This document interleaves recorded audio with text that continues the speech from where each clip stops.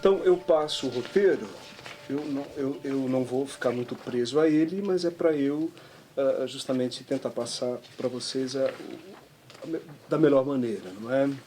Então, numa introdução aí eu coloco os projetos que eu tenho desenvolvido na Unesp de Araraquara, que é demanda, nós como professores precisamos de um projeto, né, trienal de trabalho, são essas novas demandas de Orfeu e do orfismo na poesia brasileira moderna, contemporânea.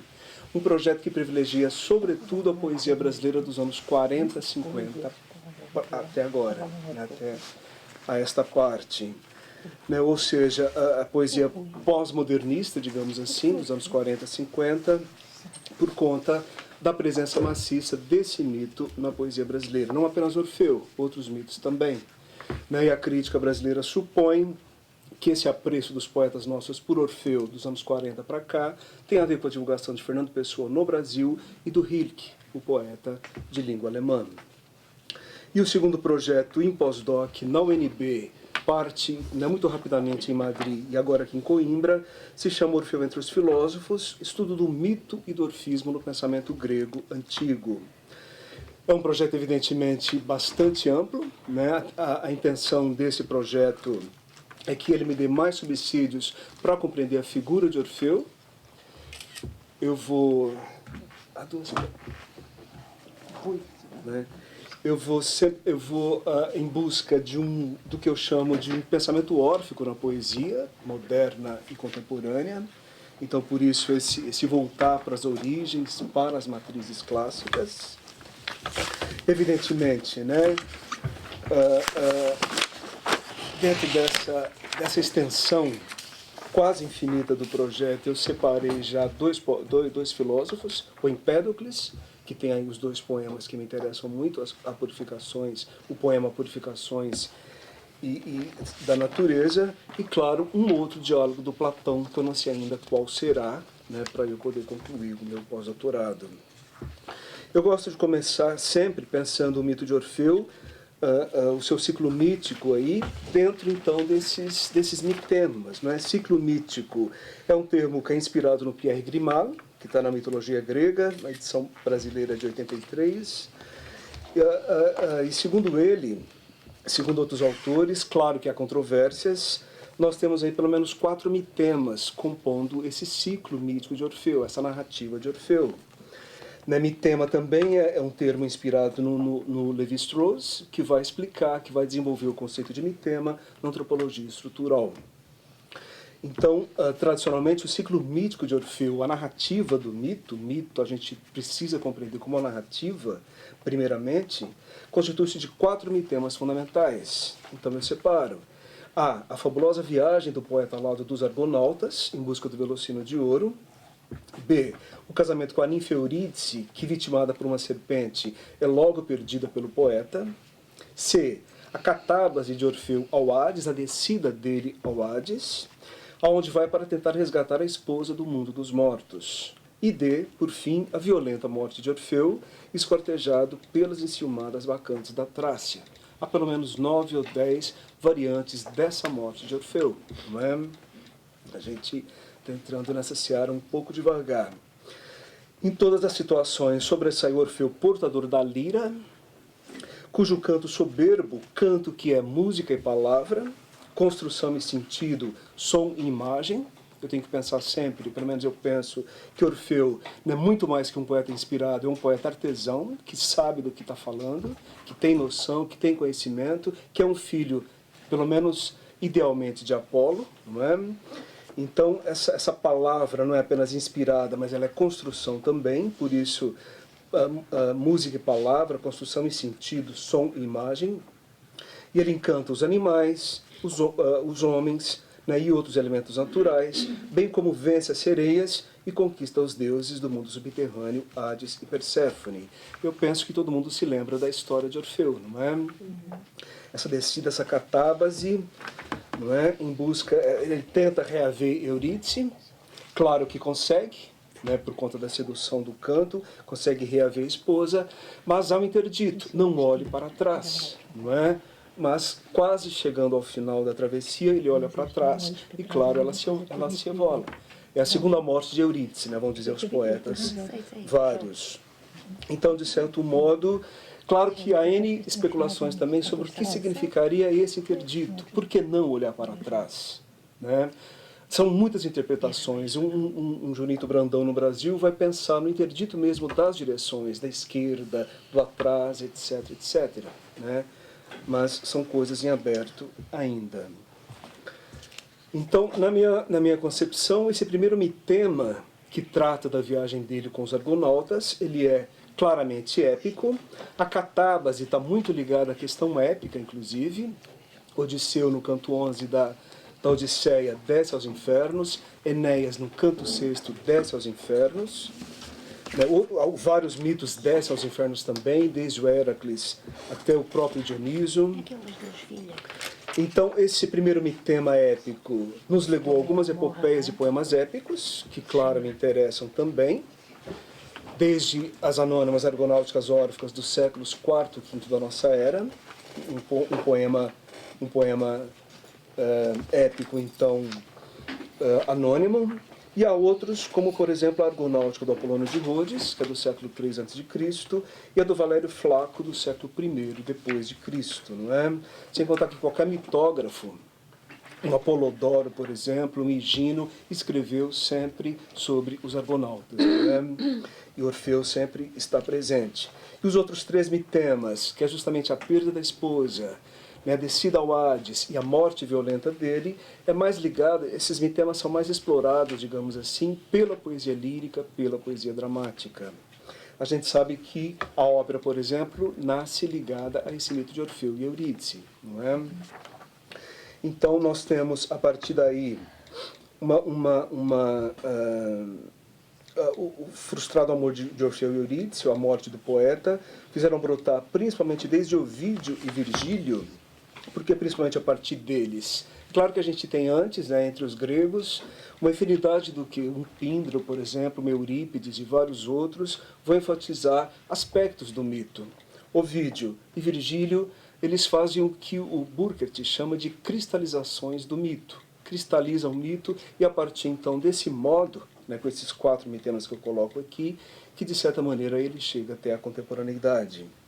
Claro que há variações, mas basicamente estão cristalizados aí nessa literatura latina. Então nós temos desde essa época uma pletora de poemas líricos, poemas dramáticos, óperas, a do Monteverde do século XVII, Orfeu, tragédias, tragicomédias, comédias, pinturas, esculturas, mosaicos, filmes, contos, romances, histórias em quadrinhos, etc, etc. Quer dizer, uma pletora, uma infinidade de produções que ninguém em sã consciência conseguiria abarcar. Ele tem a mínima intenção de fazer um catálogo de todas as obras de arte onde aparece Orfeu, ou onde aparecem Orfeu e Eurídice.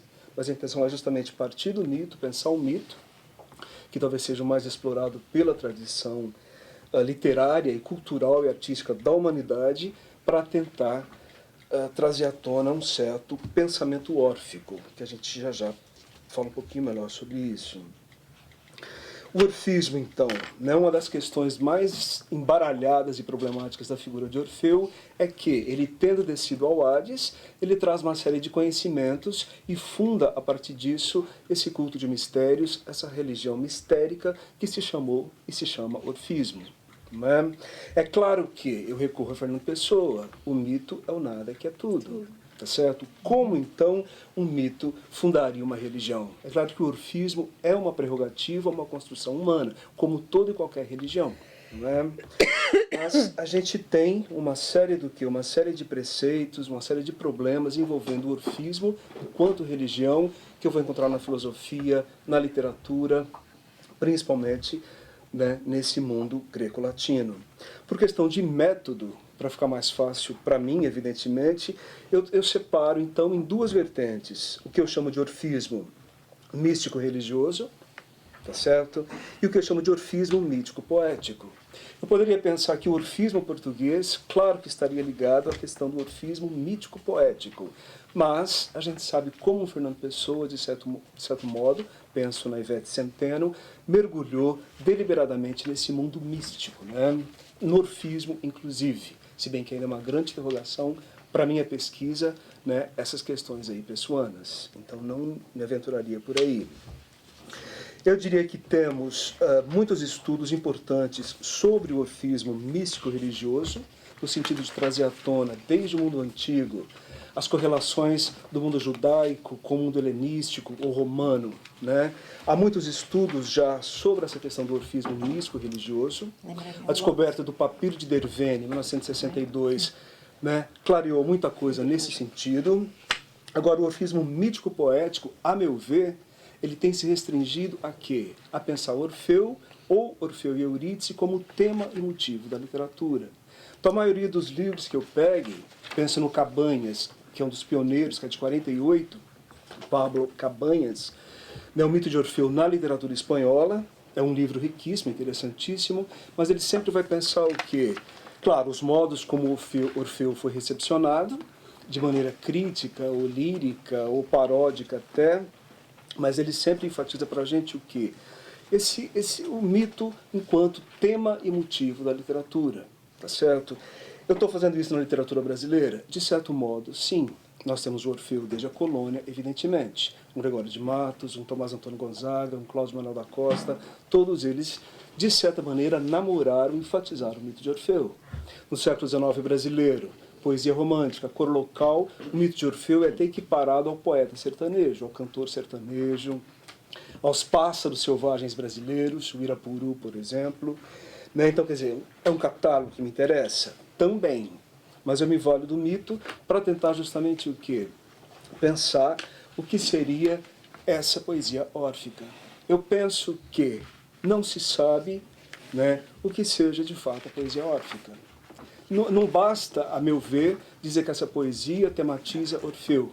Né? Então, quer dizer, eu voltar na lenda de Orfeu e Eurídice, claro, seria órfico já, mas eu penso que há coisas aí que eu tenho procurado desvendar, obviamente. Como auxílio da filosofia, ainda muito incipientemente, né? Incipiente com S e com C. E, claro, o auxílio do orfismo enquanto religião, e outros, da mitologia, claro, e outros elementos aí que o pós-doutorado tem me auxiliado. E eu escrevo um pouquinho aqui sobre o orfismo, não é? O Pierre Brunel, por exemplo, vai dizer que o Orfeu é um fecho de contradições, né? Então, como também ter fundado esse culto de mistérios? E para a gente avançar um pouquinho mais sobre o pensamento órfico, eu diria que acho que já coloquei de maneira clara que Orfeu é tematizado desde o mundo clássico greco-latino, né, o período helenístico, depois o período romano, a Idade Média, o Renascimento e até agora. Mas evidentemente que romantismo e simbolismo, na minha avaliação, né, por todas as novidades que eles trazem, eu penso que marcaria o começo de uma espécie do quê? De pensamento órfico moderno em relação à poesia. Alguns vão por um caminho, por exemplo, um Otávio Paz. Ele vai pensar a poesia moderna como uma espécie de contraponto entre analogia e ironia. Não é? Outros vão enfatizar o sonho, Beguin na França. Né? Eu penso que existe alguma questão órfica aí que, de certa maneira, precisa ser avaliada. Quando eu separo um orfismo místico, religioso e mítico-poético, não quer dizer que as coisas sejam completamente estanques, não é? Porque se eu penso numa poeta brasileira contemporânea, falecida em 2006, Adora Ferreira da Silva, ela faz uma espécie de contraponto importante, interessante entre as duas instâncias. A Fiamma, segundo a portuguesa, segundo a minha supervisora de pós-doc, né, mostraria também claramente essa mistura de uma questão, digamos, mais místico-religiosa e também mítico-poética, por conta da ancestralidade dela, Fiamma, Raça e Paz Brandão. Mas a partir desse advento da modernidade romântico-simbolista, a gente vai perceber uma espécie do quê? De confusão entre o mito e fundador religioso.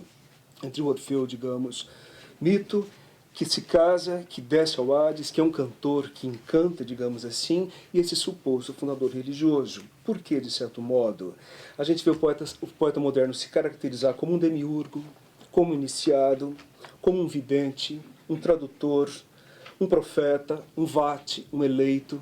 né? Então, desde o simbolismo francês, o romantismo alemão, o simbolismo brasileiro, um Cruz de Souza, por exemplo, são questões fundamentais aí para o poeta da modernidade, que não é mais apenas um poeta inspirado, mas ele, de certo modo, tem consciência e precisa ter consciência dessa construção poética. É o início, diríamos, de um pensamento órfico mais claramente moderno em relação à poesia e ao poeta, embora ainda seja muito complicado hoje, não sei se para vocês, mas para mim ainda é muito complicado, afirmar-se exatamente o que constitui, o que caracteriza tal pensamento órfico. Este, muito sumariamente, em grosso modo, né, eu vou tentar pensar aqui com vocês. Ele pressupõe uma visão analógica do mundo, o apreço pelas misteriosas relações poesia e música, como se a poesia devesse atingir a música das altas esferas celestes e o número mágico constitutivo do universo, na perspectiva pitagórica, por exemplo. Então, poesia e música, de certa maneira, é fundamental ainda, do romantismo, simbolismo e ainda hoje.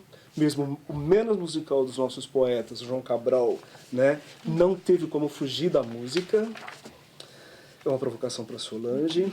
Mas fugiu. Tá certo? Então, essa questão que interessa. B. Perface, uma forma de conhecimento esotérica que se alimenta de paganismo e cristianismo, idealismos diversos e filosofia.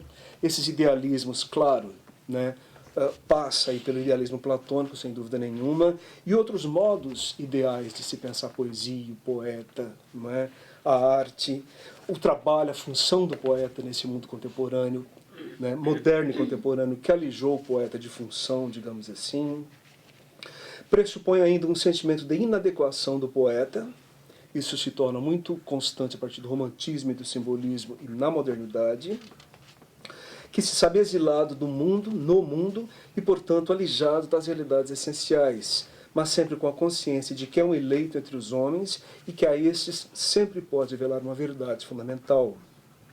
Descer ao Hades, né, para a tradição significa, evidentemente, adquirir um conhecimento diferente, não é?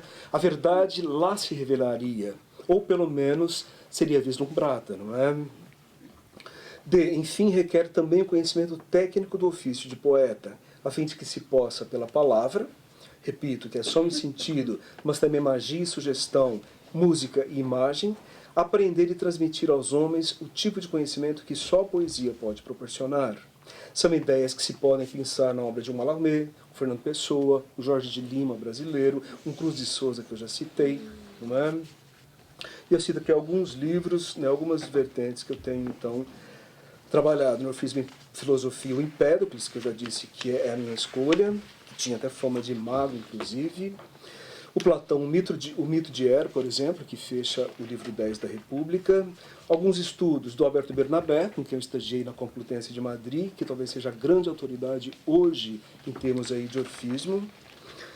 Alain Martin e o Olivier Primavesi, o Empédocle de Strasbourg, que é um livro importante, saído em 99, se não me falha a memória, a partir de alguns fragmentos encontrados aí num papiro em Strasbourg, do próprio Empédocles, e o Trepanier, que busca uma interpretação nova desse filósofo, não é? Eu queria, quando eu enveredei para essa questão dos pré-socráticos, da filosofia antiga, o orfismo e tudo, eu queria um poeta que tivesse deixado, então, um filósofo que fosse poeta, que tivesse deixado um ou mais poemas, Parmênides ou Empédocles, né? Eu optei, claro, pelo Empédocles. Na literatura brasileira, não é? Tudo isso é para tentar compreender a literatura brasileira. Orfeu, nós não temos tradição de estudos órficos como eu tenho na francesa, ou na portuguesa, ou na espanhola, ou na italiana, ou na alemã, absolutamente. As pessoas estudam tanto quanto solto, de modo solto, o Jorge Lima, que tem um belíssimo Invenção de Orfeu, de 1952, alguns poemas do Murilo Mendes, da Dora Ferreira da Silva, tá certo? Mas nós temos uma peça importante, interessante, que enfoca o mito de Orfeu, que é a peça do Vinícius de Moraes, Orfeu da Conceição, da qual sai o filme do Marcel Camus, né? E na minha apreciação, de novo, por questão de método, eu tento organizar aí os modos como esse Orfeu aparece na literatura brasileira. Divido em 3 modos. Do barroco ao parnasianismo, que ele é apenas tema e motivo. Um Tomás Antônio Gonzaga, um Cláudio Manuel da Costa, lá no nosso arcadismo, vão, né, se comparar, inclusive, com Orfeu, um Silva Alvarenga, inclusive, mas de maneira um tanto quanto incipiente, superficial mesmo. O poeta, né,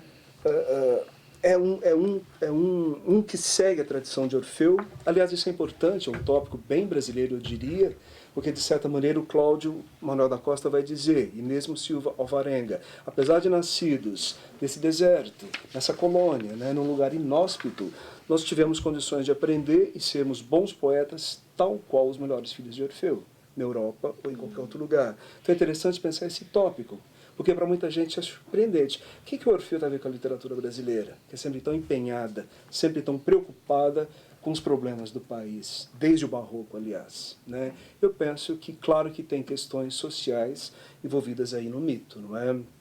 A peça do Vinícius citada é um exemplo. Ele botou como subtítulo dela Tragédia Carioca. Transfere o mito de Orfeu, né, casado com uma mulata agora, que é outro tópico importante da nossa literatura, no Morro Carioca, né? Então é outra dimensão que a gente tem. Seja como for, ele é perpassado, Orfeu e Eurídice, por exemplo, perpassam a literatura mais como tema emotivo. Num segundo momento eu coloco simbolismo e arredores. Para mim, o grande poeta órfico brasileiro do século XIX é Cruz de Souza. Ainda que os românticos vão apontando um ou outro indício órfico, penso no Fagundes Varela, que para mim talvez seja o grande poeta romântico brasileiro, mais que Gonçalves Dias, mais que Castro Alves, e é um poeta um tanto quanto ainda desprezado, mas é no simbolismo e arredores que a gente vê o que? Um pensamento órfico começando a se configurar. Com quem? Com Cruz de Souza, sobretudo. Que é o nosso primeiro grande poeta negro, vamos dizer, entre aspas, puro. Os outros eram mulatos, como o próprio Machado de Assis. E eu tenho um poema dramático, de 1923, de um gaúcho chamado Homero Prates. Só tem essa edição de 23, não foi mais publicado, eu consegui a edição num sebo. Que Homero Prates é uma figura controversa na poesia brasileira, porque justamente ele está entre... Ele é gaúcho, mas ele está entre simbolismo e parnasianismo, né? Tem toda uma visão esotérica do mito, mas, né, a forma dele é parnasiana, ele é muito requintado em termos formais. E na minha concepção do modernismo, eu falei agora há pouco, anos 40, 50 para cá, a gente percebe claramente o que é um pensamento órfico mais bem constituído, seja na obra de Madora Ferreira da Silva, de um Jorge de Lima, alguns momentos do Drummond, tá certo? De um Murilo Mendes, né? E de poetas mais recentes, um Rodrigo Petrônio, por exemplo, que é um poeta ainda muito moço. E nós temos, eu não sei se teria tempo de ler com vocês esse poema do Murilo Mendes, né, para a gente justamente fechar, para eu poder ouvi-los então. O Orfeu do Murilo Mendes está no livro dele As Metamorfoses, de 44. O Murilo Mendes é um poeta que me interessa bastante. Ele não tem um livro, o livro do Jorge Lima, A Invenção de Orfeu, que eu citei agora há pouco, é um livro bastante... ele tenta uma junção, digamos assim, entre épica e lírica. Eu tenho um livro dividido em 10 cantos, que dialoga, obviamente, com Camões, mas também com a tradição épica, né, greco-latina, tá certo? Mas ele pensa, através da invenção de Orfeu, da fundação desse mito de Orfeu numa ilha, digamos assim, não é? Então, quer dizer, um poema épico, tal qual os Lusíadas de Camões? Absolutamente. Mas ele tem todo um intertexto que é importante. Inês de Castro, por exemplo, é fundamental nesse poema. Então, quer dizer, eu tenho um poema cíclico aí, um poema longo, né? Em 2013 saiu uma bela edição crítica do texto agora, mas o Murilo não tem nada nesse sentido, são poemas muito curtos, durante toda a obra dele. Então ele tem vários poemas tematizando a morte de Orfeu, né? Ou este aqui, que é justamente a figura de Orfeu, num livro de 1944, em plena Segunda Guerra Mundial, não é?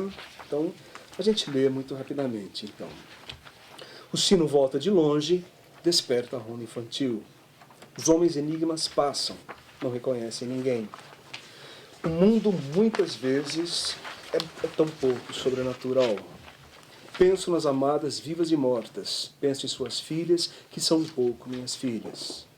Ajudo a construir a poesia futura, mesmo apesar dos fuzis. Os planetas vão se aproximando. Alguém volta para o céu. O universo é um só.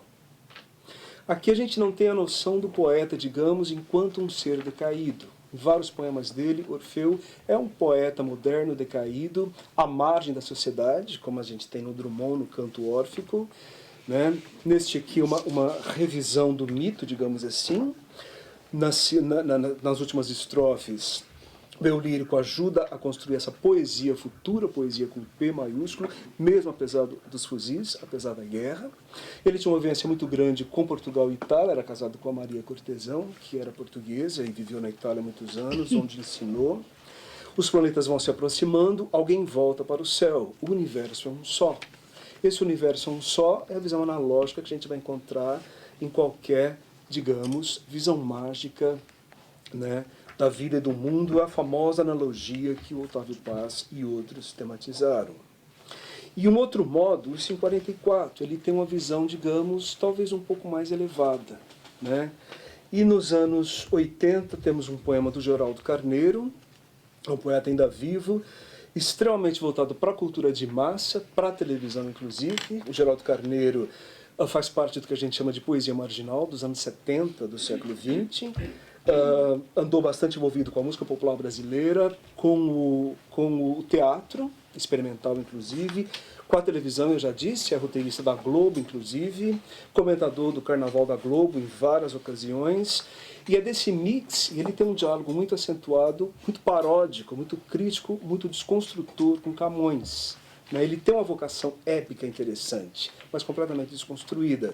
E um dos mitos fundamentais dele é Orfeu. E, claro, Camões está mitificado na poesia dele.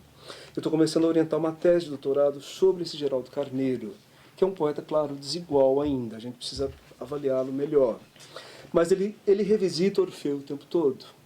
E aqui, dentro desse cômico, dessa desconstrução, dessa ironia que perpassa os anos 70 e a poesia dele, nós temos aí, né, uma espécie de mixagem um tanto quanto esquisita do mito de Orfeu e dos mitos em geral. Né? Talvez seja a carnavalização à brasileira dos mitos gregos, né? Uma vertente aí que a gente tem menos. E a gente está pensando para o ano que vem no Brasil uma espécie de primeiro congresso nosso para avaliar a herança clássica. Não temos isso no Brasil ainda. Não é? Claro que tem várias pessoas estudando o modo como vários mitos aparecem, mas precisamos, né, juntar essas questões. Então, Orfeu revisitado, Geraldo Carneiro.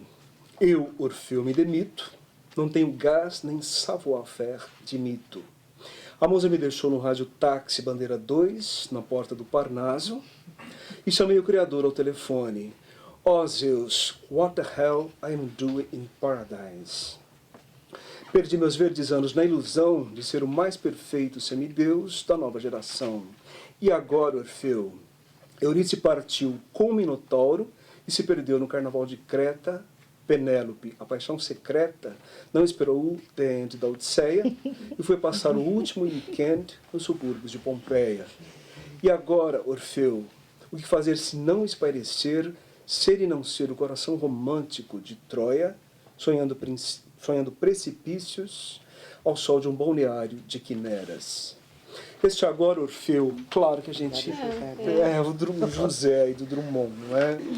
Então, no momento, nesses últimos tempos, eu tenho deixado de lado a brasileira para tentar justamente compreender melhor essa fortuna imensa que é o mito de Orfeu, que é o orfismo, claro, aqui na cultura europeia, para poder pensar essa questão. Porque, de um modo ou de outro, claro, a língua foi transplantada para o país, Brasil, a cultura, N questões, né? E todo esse arsenal também clássico. Né? Então, como que isso aparece entre nós? Tá certo? Então, eu tenho que buscar subsídios. E no Brasil, hoje, a gente percebe claramente o quê? Uma preocupação muito grande com os estudos clássicos, sem dúvida. Sempre houve. Né? Mas as questões têm sido redimensionadas presentemente. Seja o UNB, seja a Unesp de Araraquara, de onde eu venho, seja a UFOP, né, a Federal do Rio e outras universidades nossas. Então é isso, eu agradeço a atenção de vocês, agradeço novamente o convite da Vânia, tão gentil. Nós Né? que agradecemos. E estou então, né,